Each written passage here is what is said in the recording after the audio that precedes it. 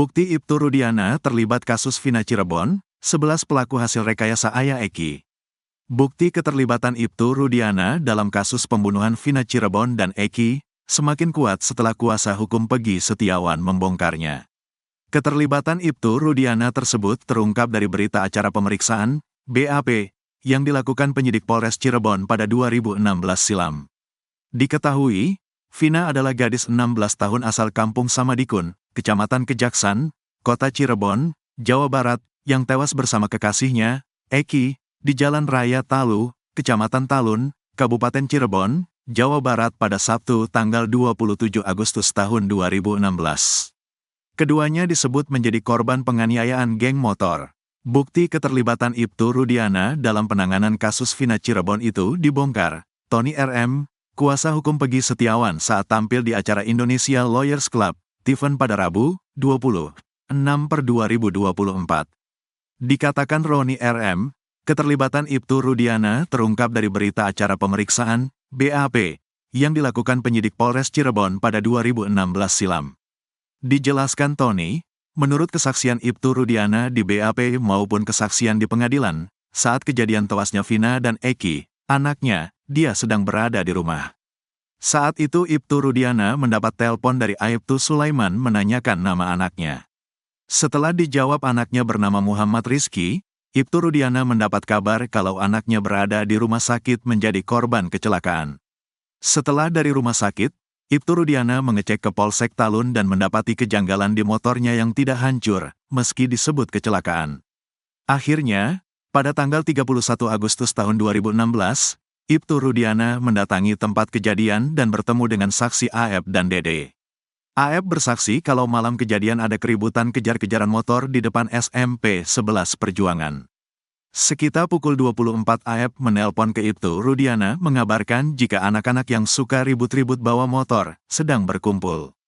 Dan saat itu jugalah mereka diamankan oleh Ibtu Rudiana. Dimungkinkan saat itu Ibtu Rudiana langsung menginterogasi mereka mulai pukul 24 hingga pukul 18.30 esok harinya. Hal ini terungkap karena dalam BAP halaman 11, Ibtu Rudiana langsung menyebut bahwa ada 11 pelaku, yakni Eko Ramadhani, Supriyanto, Hadi Saputra, Eka alias Tiwul, Sudirman, Andika, Andi, Dani, Peggy alias Perong, Jaya dan Saka Tatal. Padahal, dia melaporkan kejadian itu pada pukul 16.30 atau 18 jam setelah dia menangkap mereka.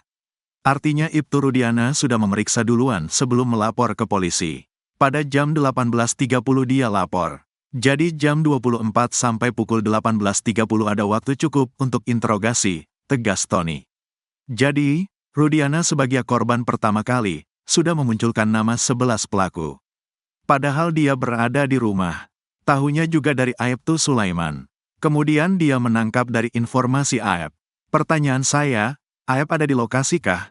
Tahukah? Jangan-jangan Aib terlibat. Lihat saja nanti, seru Tony. Karena itu, Tony mengaku heran dengan pernyataan Kadif Humas Polri yang mengumumkan hasil pemeriksaan Propam dan Irwasum kalau Ibtu Rudiana tidak ada pelanggaran. Di sini diakui, sampai memunculkan 11 pelaku. Padahal dia tidak tahu, tidak mendengar, tidak mengalami, tidak melihat sendiri seperti kriteria saksi. Dari mana, kami melihat ini amburadul, tegas Tony. Putranya tewas dibunuh, Ibtu Rudiana santai tanggapi kasus Vina, makam Eki dicurigai. Sikap tenang Ibtu Rudiana menyikapi kasus pembunuhan Vina Cirebon mulai jadi perbincangan publik. Ibtu Rudiana nampak tenang mengikuti step by step proses hukum yang masih berlangsung hingga saat ini. Padahal kasus pembunuhan pada tahun 2016 silam itu menewaskan Vina dan Eki. Di mana Eki merupakan anak kandungnya. Di balik sikap tenang Ibtu Rudiana, muncul dugaan baru dari banyak pihak, termasuk praktisi hukum, Herwanto Nurmansyah. Herwanto merasa janggal dengan pernyataan Ibtu Rudiana yang memberikan pernyataan tak sesuai dengan kenyataan. Betapa tidak, di tengah kisru kasus Vina Cirebon, Ibtu Rudiana justru santai bermain badminton saat HUT Bayangkara di Polresta Cirebon. Apalagi beredar Rudiana main badminton. Alasannya butuh ketenangan tapi lucu sekarang dia bisa main badminton, ucapnya dikutip tribunnews.bogor.com. Sabtu, tanggal 29 Juni tahun 2024. Menambah keyakinan masyarakat apakah benar sebagai orang tua bisa setenang itu dan diam 1000 bahasa, kata Herwanto. Ibtu Rudiana ditantang bongkar makam anak usai ramai kabar Eki masih hidup selamat dari kasus Vina. Heboh kecurigaan bahwa Eki tidak tewas dalam kasus Vina Cirebon. Praktisi hukum bahkan sampai menyarankan untuk membongkar makam Eki demi mengungkap kebenaran dalam kasus Vina. Herwanto Nurmansyah mengatakan kecurigaan bahwa Eki sebenarnya tidak tewas sudah beredar di media sosial.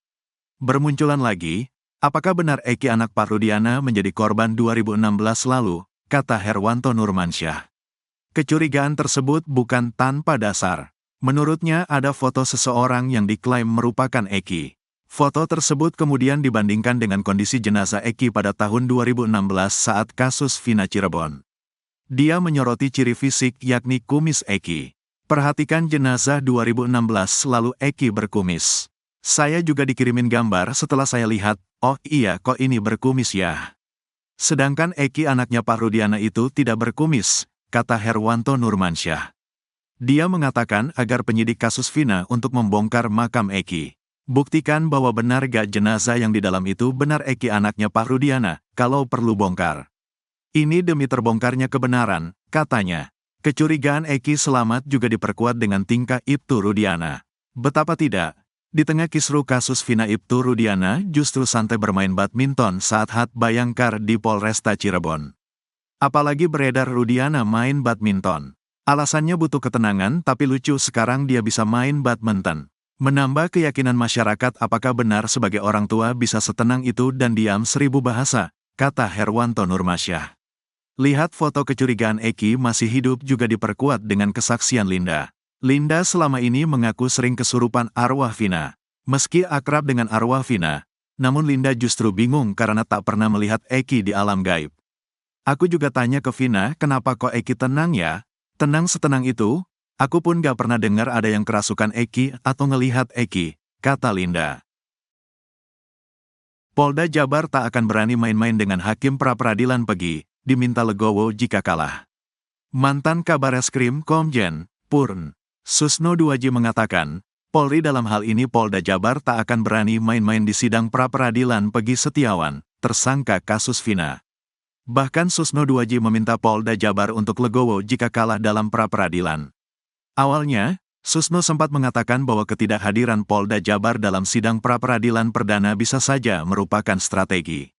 Namun menurutnya, tidak mungkin Polda Jabar mangkir dari sidang agar perkara itu gugur. Sebab menurut dia, jika memang seperti itu maka akan mencoreng citra kepolisian. Apalagi pra-peradilan Pegi Setiawan kini disorot oleh seluruh rakyat Indonesia. Sehingga Susno Duaji menduga kalau Polda Jabar tidak akan berani main-main. Jangan ada dugaan negatif ingin mengulur waktu bahwa Polri pengen menang karena perkara itu gugur. Tidak mungkin, katanya dikutip dari YouTube Sindo News, Jumat, tanggal 28 Juni tahun 2024. Susno mengatakan, Polda Jabar tidak mungkin melakukan itu karena perkara ini sudah sangat terbuka ke publik. Seluruh rakyat Indonesia, seluruh pengamat, seluruh TV, seluruh medsos menunjukkan perhatiannya ke Pegi, kata dia. Sehingga, tidak mungkin Polda Jabar berani main-main di pra-peradilan Pegi Setiawan. Apalagi, Hakim PN Bandung, Eman Sulaiman juga sudah mewanti anti Polda Jabar agar tidak membuang-buang waktu. Mana mungkin mau main kejar-kejar waktu, tidak mungkin, tidak akan berani dan tidak akan sempat, tegas Susno Duaji lagi. Bahkan menurutnya, sangat picik jika ada anggota Polri yang berpikir seperti itu. Kalau ada di level penyidik yang berpikir seperti itu, berarti dia picik, tidak membaca situasi, ungkapnya. Soal ketidakhadiran Polda Jabar di pra-peradilan, menurutnya hal itu terbilang wajar. Kalau soal pra-peradilan tidak hadir saya sepakat, itu memang sering, yang jadi masalah ditunggu 45 menit belum datang. Apakah surat nyangkut di tata usaha pengadilan? Apakah Polda salah telepon? Kata dia. Susno pun merespon pernyataan Kabid Humas Polda Jabar, Kombes Jules Abraham Abbas yang mengatakan hadir di sidang pra-peradilan tanggal 1 Juli tahun 2024 nanti. Aku bangga dengan adik-adikku kalau hadir, kita yakin dia akan membuka alat buktinya, ungkap Susno. Ia juga menegaskan bahwa dalam pra-peradilan itu tidak ada yang kalah dan menang, tapi yang menang adalah kebenaran. Susno Duaji pun meminta Polda Jabar legowo jika nantinya kalah di pra-peradilan. Kalau Polda Jabar kalah, bersyukur hasil kerjanya dikoreksi, penggugat kalah syukur, ternyata tanggapannya keliru, pungkasnya. Hakim pra-peradilan Pegi, ancam, Polda Jabar, tegas sebut tak ada kepentingan. Seolah mengancam para penyidik Polda Jabar, hakim yang memimpin sidang pra-peradilan Pegi Setiawan atas kasus Vina Cirebon, tegas menyebut tak ada kepentingan.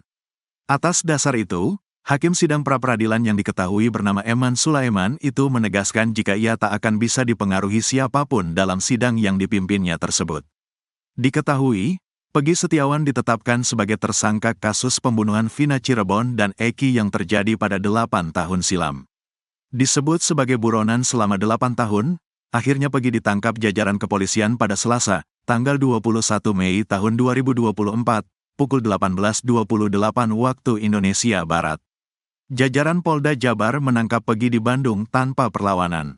Sedianya, sidang pra-peradilan Pegi Setiawan dijadwalkan digelar Senin, tanggal 24 Juni tahun 2024, di Pengadilan Negeri Bandung.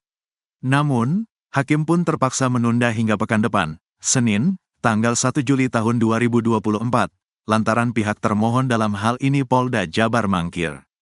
Eman Sulaiman pun menegaskan jangan ada yang berani coba-coba mempengaruhi dirinya. Ia mengatakan, dirinya akan mengabaikan siapapun yang akan mempengaruhinya. Eman Sulaiman bahkan mempertaruhkan kredibilitasnya selama ini sebagai seorang hakim. Kalaupun ada yang mencoba-coba orang yang mempengaruhi, saya abaikan, kata Eman Sulaiman dikutip dari Kompas TV, Senin, tanggal 24 Juni tahun 2024. Dirinya menegaskan kalau ia tak ada kepentingan sama sekali dalam perkara Pegi Setiawan sebagai tersangka pembunuhan Vina dan Eki. Jangan sampai ada asumsi-asumsi aneh, kata dia. Bahkan menurut Eman Sulaiman, kredibilitasnya sebagai hakim sudah diketahui pengacara-pengacara di Kecamatan Sumber, Kota Cirebon. Diketahui, Eman sempat menjadi hakim di Pengadilan Negeri Sumber sebagai hakim tahun-tahun 2016 sampai tahun 2018. Kalau pengacara-pengacara Sumber itu biasanya sudah tahu saya seperti itu, jelasnya. Mendengar hal itu, kuasa hukum Pegi Setiawan, Sugianti Irianti, terlihat menganggukkan kepalanya. Eman Sulaiman pun kembali menegaskan dirinya tak ada kepentingan apapun. Saya tidak ada kepentingan dan tidak ada keuntungan, tegasnya. Seharusnya, sidang pra-peradilan Pegi Setiawan digelar hari ini, Senin, tanggal 24 Juni tahun 2024, di PN Bandung. Namun pihak Polda Jawa Barat tidak memenuhi panggilan PN Bandung. Sidang pra-peradilan Pegi Setiawan ditunda pekan depan, tanggal 1 Juli tahun 2024. Ia pun mengancam kepada pihak termohon jika tak datang lagi, maka sidang akan tetap dilanjutkan. Sah dan patut, datang atau tidak datang, kita lanjut, kata dia. Sebab, dirinya menghargai kuasa hukum Pegi Setiawan yang sudah datang jauh-jauh dari Cirebon. Daripada jauh-jauh dari Cirebon, tapi gak ada sidang, kata Eman Sulaiman. Eman juga mengatakan kalau dirinya ingin perkara tersebut lebih cepat. Jangan sampai persidangan pokok perkara digelar, kita belum tuntas, ujarnya.